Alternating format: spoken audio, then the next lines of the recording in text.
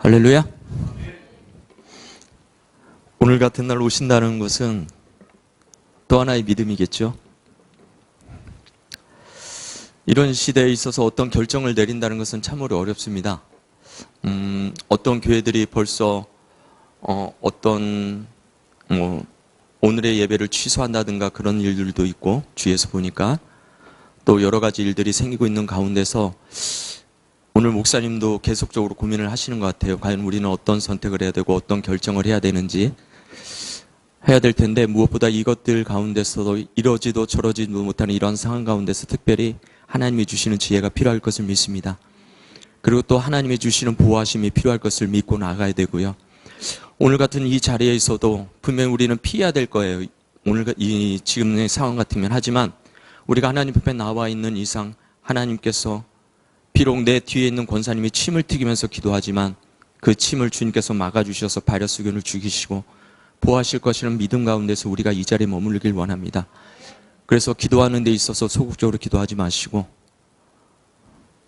뿜으세요. 제 뒤에 뿜으세요. 괜찮습니다.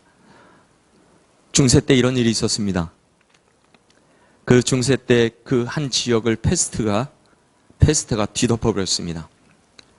그런데 그 당시에 두 가지 현상이 일어났습니다. 예수를 믿는 사람들과 믿지 않은 자들의 가정에 대처하는 방법이 달랐어요. 예수님을 믿지 않은 자들은요, 자기 가족 중에 누가 걸리면 그 가족을 내다 버립니다. 왜요? 나도 걸리니까. 그런데 예수님을 믿는 성도들은 누군가가 페스트에 걸리면 가서 간호를 해요. 그럼 어떻게 될까요? 결국 페스트에 걸립니다. 그럼 또 누군가가 그 사람을 간호해줘요. 또 페스트에 걸립니다. 또 누군가가 간호해줍니다. 저는 그 얘기를 들으면서 굉장히 감격적이었어요. 이 시대를 살아가는 우리가 어떻게 해야 되는지. 만에 하나, 정말 만에 하나입니다. 우리 가운데 누군가가 이번에 그 바이러스 코로나에 노출이 되었고 이 자리에 있어 내가 그로 인하여 감염이 있다면 우리 즐거워합시다. 그 걸리자는 얘기가 아니에요. 걸리자는 얘기가 아닙니다. 우리가 그와 함께 그 고통을 같이 견뎌내고, 우리 항상 기도했잖아요. 살아도 주를 위해, 죽어도 주를 위해 죽자고. 예배 드리다가 죽는 거 감사할 만하지 않겠습니까? 어려운 일이죠. 그렇다고 제가 결코 그거에 대해서 이렇게 너무 방관하는 그러한 자세로 말씀드리는 거 아닙니다. 다만 우리가 적절하게 지혜롭게 행동하되 그러지 못할 부분은 하나님 앞에 맡기며 나아가자는 의도로 말씀을 드립니다. 네, 사설이 너무 길어서요. 자, 우리 마태복음 9장 27절입니다. 마태복음 9장 27절에서 우리 34절까지 한번 보겠습니다.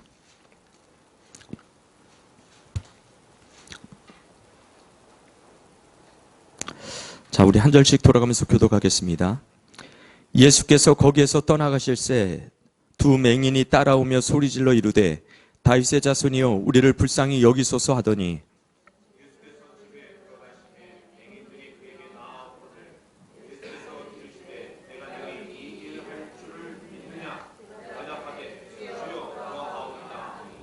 이에 예수께서 그들의 눈을 만지시며 이르시되 너의 믿음대로 되라 하시니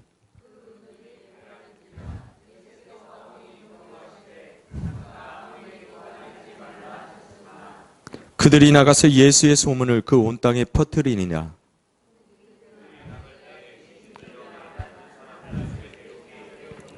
귀신이 쫓겨나고 말 못하는 사람이 말하거늘 무리가 놀랍게 여겨 이르되 이스라엘 가운데서 이런 일을 본 적이 없다 하되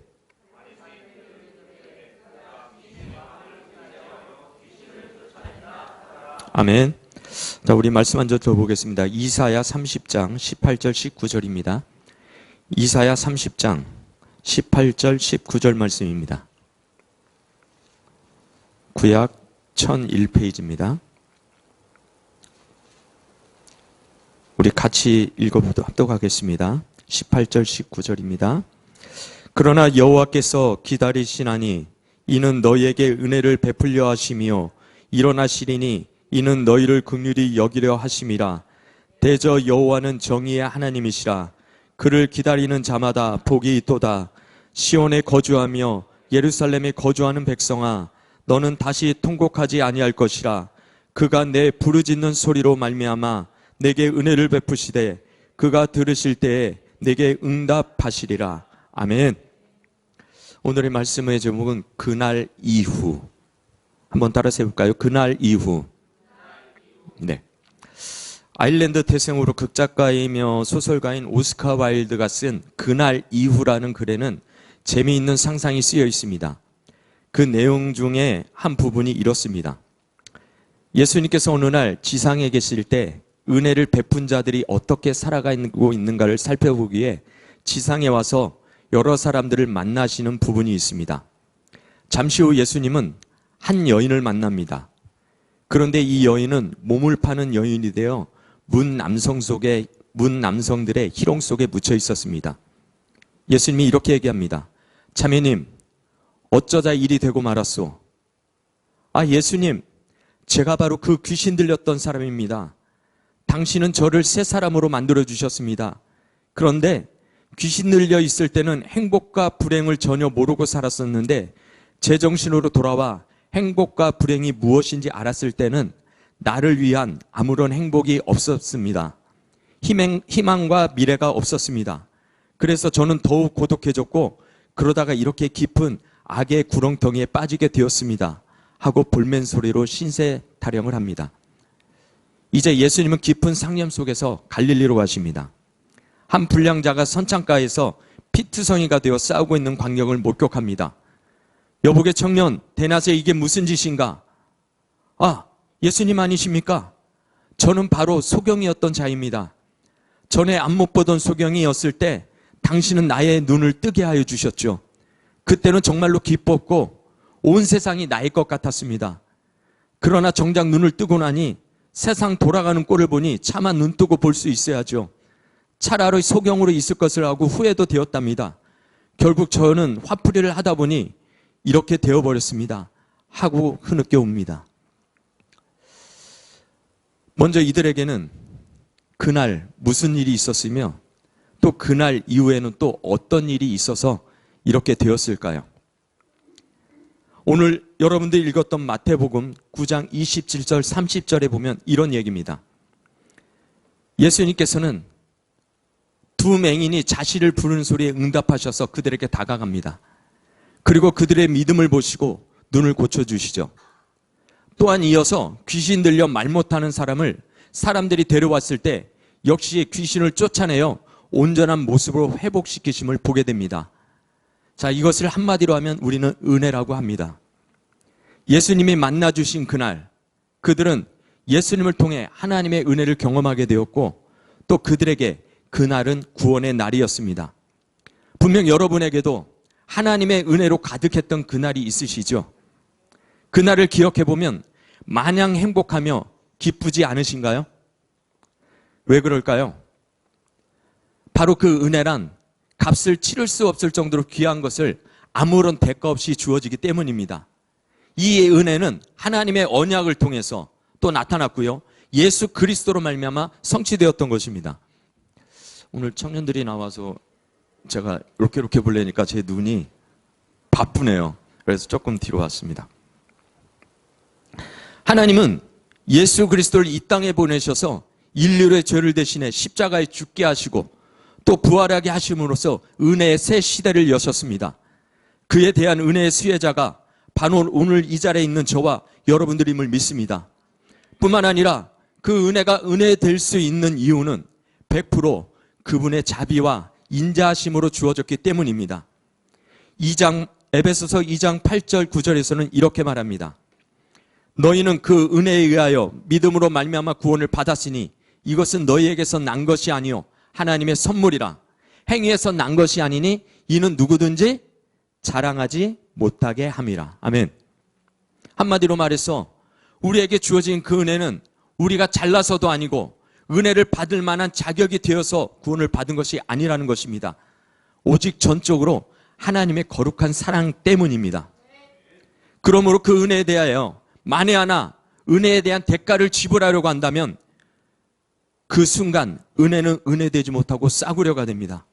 왜 그럴까요?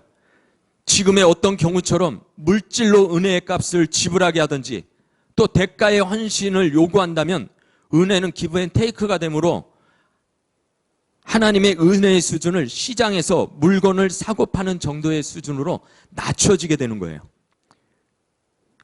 여러분들 꼭 기억하십시오. 이미 대가는 예수 그리스도로 인해 지불되었습니다. 주님이 값없이 주신 은혜를 이제 여러분들은 마음껏 누리시면 되는 거예요. 그리고 감사하시면 되는 것이에요. 그것이 바로 구원의 은혜에 대한 주님이 원하시는 것입니다. 그날 그들은 예수님을 만났고 전적으로 값없이 주어진 구원의 은혜를 경험했습니다. 그런데 만약 오스카의 소설의 내용대로라면 왜 그들은 그렇게 되었던 것일까요? 하나님의 은혜는 과연 그렇다면 그들을 구원하신 그 순간에 멈춰진 것이었을까요? 사실 그날 이후의 이야기, 오늘 마태복음 9장 27절에서 34절까지 나오는 이 인물들의 이야기가 그 이후의 얘기가 성경에 등장하지 않습니다.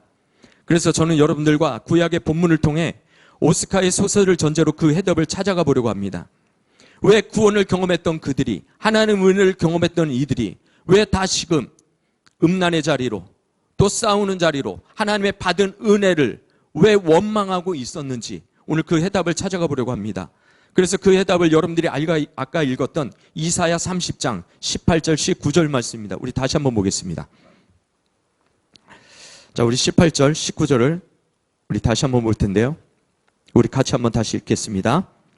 그러나 여호와께서 기다리시나니 이는 너희에게 은혜를 베풀려 하시며 일어나시리니 이는 너희를 긍휼히 여기려 하심이라. 대저 여호와는 정의의 하나님이시라. 그를 기다리는 자마다 복이 있도다. 시온에 거주하며 예루살렘에 거주하는 백성아, 너는 다시 통곡하지 아니할 것이라. 그가 내 부르짖는 소리로 말미암아 내게 은혜를 베푸시되 그가 들으실 때에 내게 응답하시리라. 아멘. 본문의 배경은 이렇습니다. 30장 1절에서 7절은 아수르의 위협으로 인해 애국과의 동맹 계약을 체결하려는 남유다를 향해서 하나님은 책망하십니다. 또 유다의 백성들은 여호와의 구원을 기다리지 않고 불안한 가운데서 서둘러서 애굽을 의지하여 내려간 것이죠. 이어서 8장 8절에서 17절에서는 동맹을 체결한 남유다에 대한 하나님의 심판이 임할 것이라는 경고가 주어집니다. 그런데 이 18절 19절을 보게 되면 그들의 불신앙에도 불구하고 여호와께서는 그들을 기다리시며 긍휼히 여기시겠다는 것이 본문 18절 19절 말씀입니다. 이것은 마치 탕자의 비유에 나오는 아버지처럼 말입니다. 여호와 하나님은 자신을 배반하였지만 아들이 돌아오자 뜨거운 사랑으로 그를 맞아준 아버지처럼 그의 백성에게 베푸실 은혜를 준비하고 계시다라는 거예요. 여호와께서는 그분을 기다리는 자들, 자신을 기다리는 자들에게 은혜를 베푸시기 위해 일어나신다라고 이사야는 바로 우리들에게 선포하고 있습니다. 이 말씀은 곧 무엇을 말씀하시는 거예요? 구원의 은혜는 그 한 번의 은혜로 멈춰지는 것이 아니라 계속적으로 하나님의 은혜는 우리 가운데 역사하시고 또 우리를 끌어가시고 일으키신다라는 것을 말씀하시는 거예요. 그 은혜는 계속적으로 지속적으로 이어진다라는 걸 말씀하시는 거예요. 은혜를 갈망하는 자들이 하나님은 일어서서 그들에게 은혜를 선포하길 원하신다는 말씀으로 오늘 말씀하고 계신다는 거예요. 그렇다면 오늘 이 자리에 있는 누구라도 이러한 기다림의 은혜 혜택을 경험해 보지 않은 사람이 있을까요? 저에게는 하나님은 항상 기다리시는 분이셨어요. 제가 하나님을 어떻게 배역하고 범죄하고 하나님을 떠나 있다 할지라도 하나님은 늘 기다려주신 가운데서 내가 돌아올 때는 뻔히 속을 줄 알면서 다시 나를 이렇게 세우시고 또 나에게 다시금 회복의 기회를 주셔서 이렇게 세우셨어요. 그럼에도 불구하고 저는 다시금 원래 자리로 돌아가 하나님을 배신하고 때론 하나님 앞에 돌아서서 다른 길로 갔을 때 역시 그때도 하나님의 끝없는 구애는 계속되었습니다. 다시 돌아왔을 때 하나님은 아무것도 묻지 않으셨어요.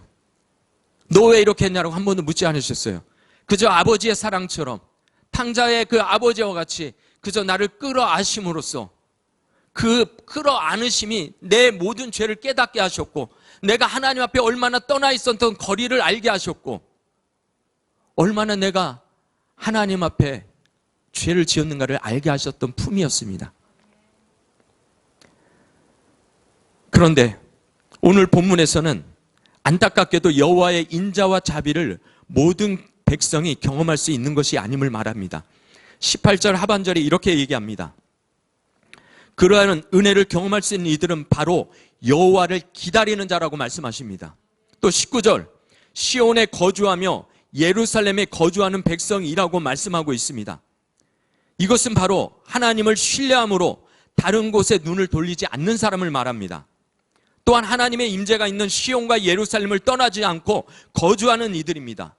거주한다라고 얘기했습니다. 왔다 갔다 하는 이들이 아닙니다. 거기 눌러 앉는 것입니다. 마치 요한복음 15장의 포도나무의 비유처럼 너희가 내 안에 거하고 내가 너희 안에 거하는 것을 말하는 것이에요. 주님 안에 거하는 이들에게는 시대와 공간을 초월하여 은혜를 베푸시겠다라는 것입니다. 나를 기다리는 여호와께서는 은혜를 준비하고 계시지만 그러나 돌아가지 않으면, 기다리지 않으면, 찾지 않으면 그 은혜를 경험할 수 없다는 것이에요. 그것은 우리를 억지로라도 돌아가게 할 힘이 하나님의 없기 때문이 아닙니다.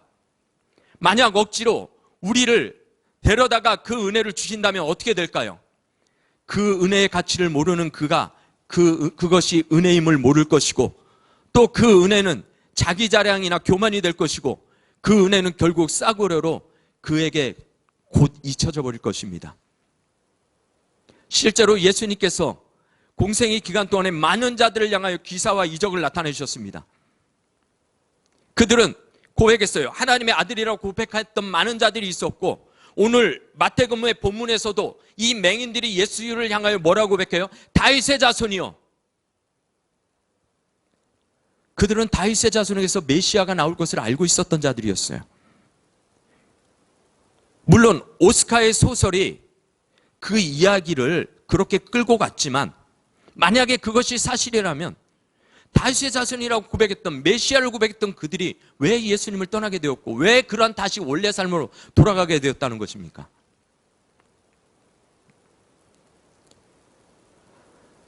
기다리고 거주할 때 하나님께서는 우리가 그분을 향해 다가갈 때 다시금 우리를 향하여 은혜로 회복시켜 주심을 믿으시길 바랍니다. 오늘 이 자리에 있는 여러분들이 어떠한 순간과 어떠한 상황일지 모르지만 오늘 하나님 앞에 나와 기다리고 거주할 때 하나님께서는 여러분들의 신앙과 믿음을 회복시키실 거예요. 자, 그러면 기다리고 거주하는 백성들이 어떤 행동을 취하며 그에 대해 하나님은 어떻게 반응하신지 본문 19절 한번 보겠습니다. 시온에 거주하며 예루살렘에 거주하는 백성아, 너는 다시 통곡하지 아니할 것이라. 그가 내 부르짖는 소리로 말미암아 내게 은혜를 베푸시되 그가 들으실 때 내게 응답하시리라. 아멘. 기다리고 거주하는 백성들이 어떤 모습을 보입니까? 부르짖습니다. 살려달라고, 우리를 저 아수르의 손에서 구원해달라고, 위협에서 건져달라고, 자신의 민족과 또 자신이 어떤 상황에 처해 있는지 아는데 어찌 이들은 조용히 있겠습니까? 무엇보다 나와 민족을 구원하실 분이 있는데 어찌 그분을 향하여 잠잠하시겠습니까? 그와 같은 부르짖음에 하나님께서는 어떻게 반응하시는지 한번 보겠습니다. 오늘 말씀의 끝절, 19절의 끝절이 이렇게 갑니다. 내 부르짖는 소리에 은혜로 답하시되, 그렇게 말씀합니다. 구원하시겠다고 말씀하십니다. 너희를 살려주겠다고 말씀하십니다. 이런 응답은 성경 곳곳에서 수없이 약속하세요. 우리가 잘 아는 말씀 예레미야 33장 2절 3절에서 이렇게 얘기합니다. 이를 행하시는 여호와, 그것을 만들며 성취하시는 여호와, 그의 이름을 여호와는 이가 이와 같이 이르시되 너는 내게 부르짖으라. 내가 내게 응답하겠고 내가 알지 못하는 크고 은밀한 일을 내게 보이리라. 그런데요, 언제부턴가 우리는 입으로는 놀라운 은혜, 크신 은혜, 은혜 아니면 살아갈 수 없다라고 고백하지만 은혜 자리로 나오지 않습니다. 거저 주시는 은혜, 값없이 주시라는 은혜 인식이 딱 박혀서 어느 날 갑자기 내 안에 그 은혜가 들어와 갑자기 막 기도하고 싶어지게 되고 막 환상이 보여지게 되고 거룩하게 살게 될 것만을 기대하고 있다라는 것입니다. 그것은 마치 우리의 속다처럼 감 떨어지기만을 기다리면서 그 입에 입을 딱 벌리고 기다리는 사람과 무엇이 다를 바가 있겠습니까? 뿐만 아니라 응답하실 것을 알면서도 많은 이유를 대면서 하나님과의 교제 자리를 외면합니다. 만약에 하나 여러분들이 집에 먹을 것이 없으면 어떻게 합니까? 하나님, 나에게 먹을 것을 기다려 주세라고 그저 그 자리에 앉아서 기다립니까? 물론 엄청난 믿음처럼 보입니다. 그런데요, 누구도 그렇게 있지 않습니다. 애들이 빽빽 울고요, 아이들이 배고프다고 울 때 결코 그렇게 있지 않습니다. 밖을 나갑니다. 일할 자리를 찾아봅니다. 무엇을 할까? 어떻게 할까? 어디서 무엇을 구했을까? 이 집 저 집을 방문해 보기도 합니다. 미련한처럼 결코 앉아서 하나님이 주실 거라고 있지 않습니다. 만약에 여러분들에게 가정생활에 돈이 떨어지면 어떻게 합니까? 하나님이 허락하시겠지라고 기다리고 계시나요? 튼튼한 몸과 일할 수 있는 두 다리가 있는데요, 물론 하나님께서는 일할 수 없고 찾아갈 수 없는 자에게는 분명히 하나님은 역사하십니다. 조지 물러의 5만 번 기도에 응답한 이 내용을 보면 하나님은 수없이 응답해요. 제가 그걸 부인하자고 그러는 게 아니에요. 하지만 두 다리 있고 일할 수 있는 힘이 있다면 어떻게 해야 될까요? 일해야죠. 나가서 찾아야죠. 일거리는 알아봐야죠. 그 가운데도 구하지 못한다. 그때 하나님이 역사하시는 거잖아요. 그런데 우리는 은혜가 떨어졌는데, 믿음이 바닥치고 있는데 왜 가만히 있어요?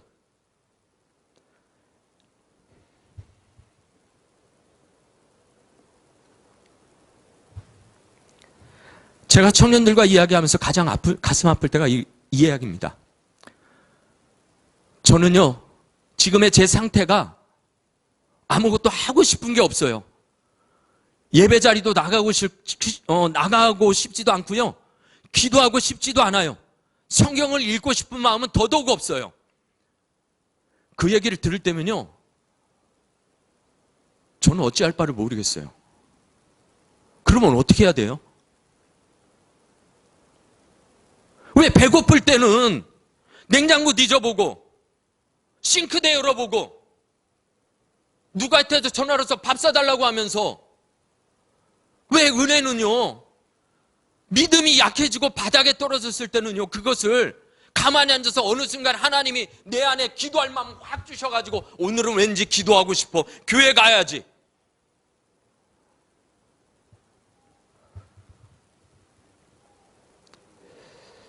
지난주 목사님의 설교에서 나왔던 비유처럼 아기가 걷기 위해서는요, 기는 것을 통해 힘이 길러져야 합니다.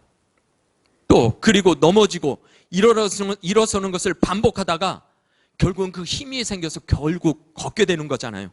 신앙의 성장도 마찬가지입니다. 중간 과정 없이 어느 날 갑자기를 기대하지 마십시오. 이 자리에 앉아있는 장로님, 권사님들, 어느 날 갑자기 이 정도의 신앙의 수준에 이런 것이 아니에요. 은혜를 향해서 비가 오나 눈이 오나 기도의 자리를 지켰고요, 가족여행 한번 못 가더라도 주일만큼은 주님에게 드리겠다고 교회를 지켰던 분들이에요. 기다리고 머물다 보니 하나님의 은혜가 부어져서 오늘의 신앙을 갖게 된 것입니다. 사랑하는 우리 청년들, 또 이 자리에 함께하는 우리 성도 여러분들, 오늘 하나님을 향해서 거룩한 갈망들을 일으키십시오. 나의 신앙의 믿음의 수준이 낮아 있고 정말 내 믿음이 땅에 떨어져 있다면요, 오늘 정말 잘 나오신 거예요. 그런데요, 아까 말한 것처럼 왔다 갔다 해서는 안 돼요. 한번 하나님의 거주해 보세요. 내가 최소한 이것만큼은 하겠습니다. 내가 최소한 주님 앞에 주의를 드리고, 내가 최소한 기도의 자리는 주님과 함께 오래 해보겠습니다. 이런 결단 가운데 하나님 앞에 머물러 보세요. 어떤 하나님이, 어떤 아버지가 그를 향해서 먹을 것이 있음에도 주지 않고 잘하고 한번 너 언제까지 하나 보자 그렇게 있겠습니까? 오늘 하나님께서 그들을 향하여 일어서신다고 말씀하시잖아요. 여러분들을 향하여 일어서셔서 여러분들을 하나님의 은혜로 다시 채우시겠다고 말씀하시는 거잖아요. 마태복음 7장 7절 8절에서는 이렇게 말씀합니다. 따라서 해봅시다. 구하고 찾고 두드리십시오. 여러분들 하나님 앞에 나와 이 자리에 머물러서 하루에 일용할 양식과 기도의 열정을, 또 말씀대로 살고자 하는 그 갈망을 구하십시오. 또 신앙의 나태함과 게으름을 떨쳐버리기를 적극적으로 구하십시오. 빼앗겼던 하나님을 향한 열망과 간절함, 건강과 재정, 잃어버린 것들을 다시 찾으십시오. 또한 사탄이 내게서 강탈해 갔던 그날의 기쁨과 소망을 찾으십시오. 그리고 오늘 마음과 열정을 다해 하나님을 향해 두드리십시오. 또 여러분의 기도의 제목들과 문제들을 두드리십시오. 닫힌 문을 열어달라고, 닫힌 마음을 열어달라고 가슴을 치며 두드리십시오.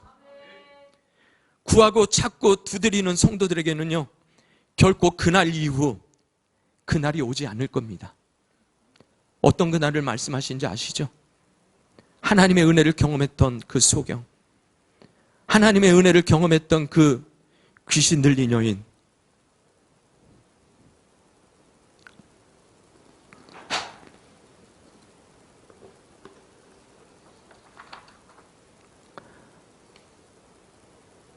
우리가 주님 앞에 거하고 머무는 순간 우리의 그날은 에베소서 4장 13절의 그날이 될 것입니다. 우리 한번 찾아봅시다. 에베소서 4장 13절입니다.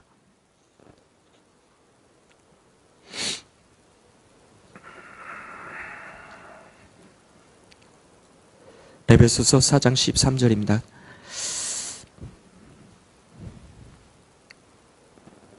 다 같이 읽겠습니다.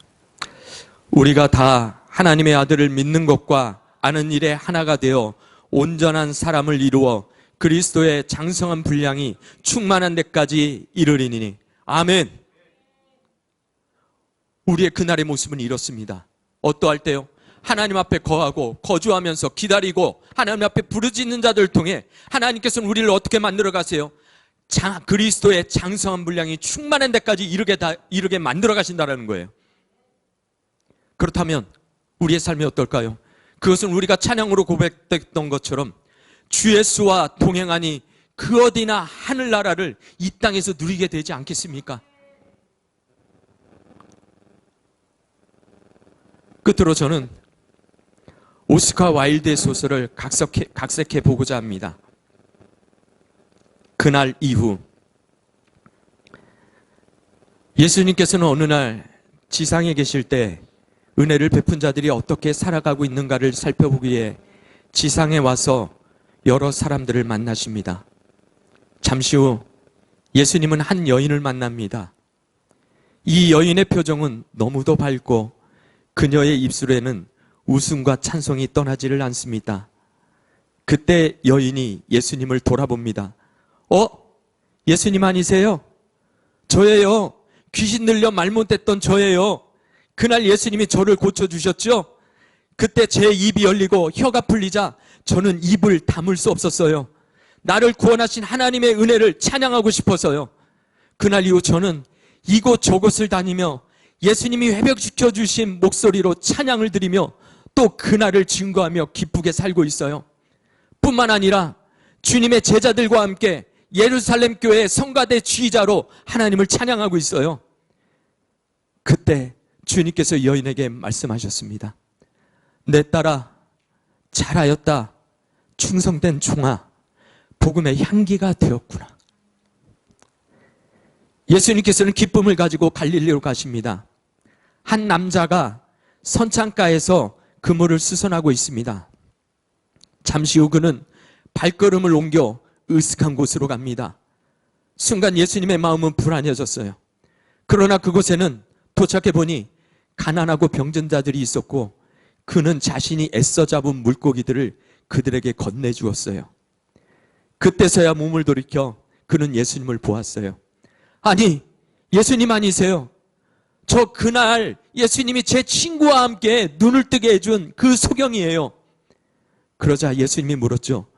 어떻게 여기에 있느냐? 그는 대답했어요. 그날 눈을 뜨니 얼마나 좋든지. 그런데 그때 내 눈에 처음 들어온 사람들이 있었는데 바로 이들이었어요. 그래서 그날 이후 이들과 함께 살기로 결심했고 이들을 돕고 있는 걸요.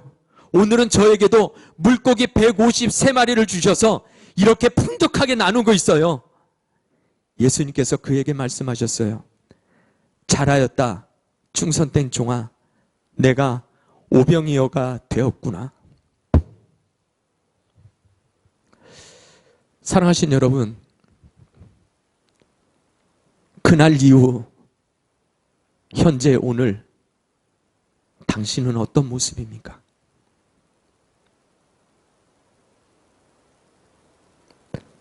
설사 오스카 와일드의 소설의 전자이든 제가 각속했던 부분에 어느 자리에 있든다 할지라도 여러분들이 오늘 이 자리에 있는 한 기회는 있습니다.